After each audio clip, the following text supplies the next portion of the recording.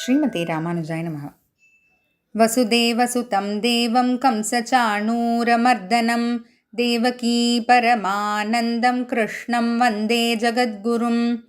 மூகம் கரோதி வாசாலம் பங்கும் லங்கயதே கிரிம் யத்கிருபாதமஹம் வந்தே பரமானந்த மாதவம். நேத்தி நம்ம பார்த்தது பகவான் ஒரு டிஃப்ரெண்ட்டான ஆங்கிளில் அர்ஜுனனுக்கு காட்டுறார். எதுக்காக நீ சண்டை போடணும், இந்த யுத்தத்தை எதுக்காக செய்யணுன்ட்டு. என்னது அது? ஆத்மான்லாம் ரொம்ப அட்வான்ஸ் லெவலுக்கு போக வேண்டாம் அர்ஜுனா. உன்னுடைய டியூட்டின்னு நீ பார்த்தாலே இதுதான் உன்னுடைய duty. As a warrior, as a Kshatriya நீ ஃபைட் பண்ணணும் உன்னோட கண்ட்ரிக்காகவும் உன்னோட கண்ட்ரி பீப்புளுக்காகவும் அப்படின்னு சொல்கிறேன். இப்போ நமக்கு இங்கே ஒரு சந்தேகம் வரலாம். கீதா சாஸ்திரம் ரொம்ப உயர்ந்தது அப்படின்னு சொல்கிறாங்க. இப்போது நம்ம சனாதன தர்மம்னு எடுத்தாலே இவர் எது சொல்கிறதுக்கு முன்னாடியே பகவத்கீதைன்றது எல்லாருக்கும் தெரிஞ்ச ஒரு விஷயமா இருக்குது. அப்படிப்பட்ட அந்த பகவத்கீதையில் சண்டை போடுறதை பற்றி சொல்கிறாரே கிருஷ்ணர் அப்படின்னு நமக்கு தோணலாம். ஆனால் இதில் தெளிவாக புரிஞ்சுக்கோங்க. தர்மியாதி 31வது ஸ்லோகத்தில் தர்மியாதி யுத்தாத் ஸ்ரேயோன்யத்து க்ஷத்ரியஸ்ய, ஒரு க்ஷத்ரியனுக்கு சண்டை போட்டு நாட்டை காப்பாற்றுறத விட ஒரு சிறந்த தர்மம் இல்லைன்னு சொல்கிறார். இவர் ஒரு டாக்டருக்கோ இல்லை வேற ஒரு வக்கீலுக்கோ அவர் சொல்லலை. ஒரு க்ஷத்ரியனா, ஒரு வாரியராக இதை விட சிறந்த தர்மம் எது அப்படின்னு சொல்ல.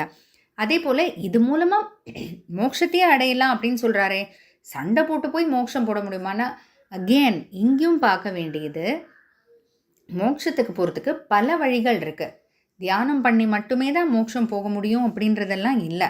பக்தி மூலமாகவும் மோட்சத்துக்கு போகலாம், பிரகலாதன் போல இல்லையா. கர்மயோகம் பண்ணியே மோட்சத்துக்கு போகலாம், ஜனகர் போல.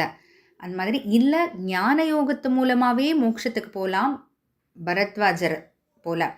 ஒவ்வொருத்தர் ஒவ்வொரு வழியை கடைப்பிடிக்கலாம், அவங்க தர்மத்துக்கு ஏற்ற மாதிரி. இங்கே அர்ஜுனன் ஒரு க்ஷத்ரியனாக இருந்துட்டு அவனுடைய தர்மம் சண்டை போடுறதுங்கும்போது அவனுடைய தர்மத்தை ஒழுங்காக செஞ்சே அவன் அது மூலமாக மோட்சத்துக்கு போகலான்றதுனால தான் பகவான் நீ சண்டை போட்டு மோட்சத்துக்கே போகலாம், இதோட சிறந்த தர்மம் எதுவும் இல்லை.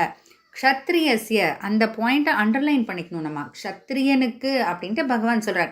எல்லோரும் அதுக்காக நம்மளே நாளைக்கு ஏதோ பக்கத்து வீட்டில் பிரச்சனைன்னா உடனே அடித்து சண்டை போட்டு இது பண்ணிடலான்றது கிடையாது. க்ஷத்ரியனுக்கு அதுவும் இது ஒரு தர்ம யுத்தம், நாட்டை காப்பாற்றணும், நாட்டு மக்களை காப்பாற்றணுன்ற அந்த தர்ம யுத்தத்துக்காக சண்டை போடலாம் அப்படின்ட்டு பகவான் சொல்கிறார். இப்போ அடுத்து 32வது ஸ்லோகத்தில் யத்ருச்சயா சோபபன்னம் ஸ்வர்கத்வாரமபாவ்ருதம் சுகினஹ க்ஷத்ரியாः பார்த்த லபந்தே யுத்தமீத்ருஷம். பகவான் இன்னொன்று அர்ஜுனனுக்கு என்ன ஒரு சமாதானம் சொல்கிறாருன்னா, அர்ஜுனா நான் சண்டை போடுறேன்றதுக்காக நீ சொல்கிறேன்றதுக்காக யோசிக்காத.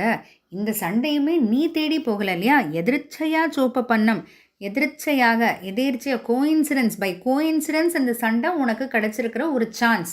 நீ போய் யாருக்கிட்டேயோ சண்டைக்கு நிற்கலை, நீ போய் யாரோட நாட்டையும் பிடுங்கலை, நீ போய் தப்பான விதத்தில் சூதாடி யார்கிட்டையும் எதையும் பறிக்கலை. இந்த தர்ம யுத்தம்ன்றது உனக்கு ஒரு சான்ஸ், ஒரு கோயின்சிடன்ஸில் உனக்கு கிடச்சிருக்கு. அப்போ இதை நீ விடாத. இதுவே உனக்கு ஒரு ஸ்வர்க்கத்துக்கே வழி கொடுக்கும், மோட்சத்துக்கே வழி கொடுக்கும். இது மூலமாகவே க்ஷத்திரியர்கள், ஏன்னா தர்ம யுத்தத்தில் சண்டை போட்டு அவங்க இறந்துட்டாங்க அந்த தர்ம யுத்தத்தில்னா அவங்களுக்கு ஸ்வர்க்கம் கிடைக்கும்னு சாஸ்திரம் சொல்லுது. அதனால் இப்படி ஒரு சான்ஸ் உன்னை தேடி வந்திருக்கும்போது அதை நீ கண்டிப்பாக விடக்கூடாது அப்படின்ட்டு பகவான் சொல்கிறார். இன்னொரு முறை ஸ்லோகத்தை பார்த்துடலாம். யத்ருச்சயா சோபபன்னம் ஸ்வர்கத்வாரமபாவ்ருதம் சுகினஹ க்ஷத்ரியாः பார்த்த லபந்தே யுத்தமீத்ருஷம். ஜெய் ஸ்ரீ கிருஷ்ணா.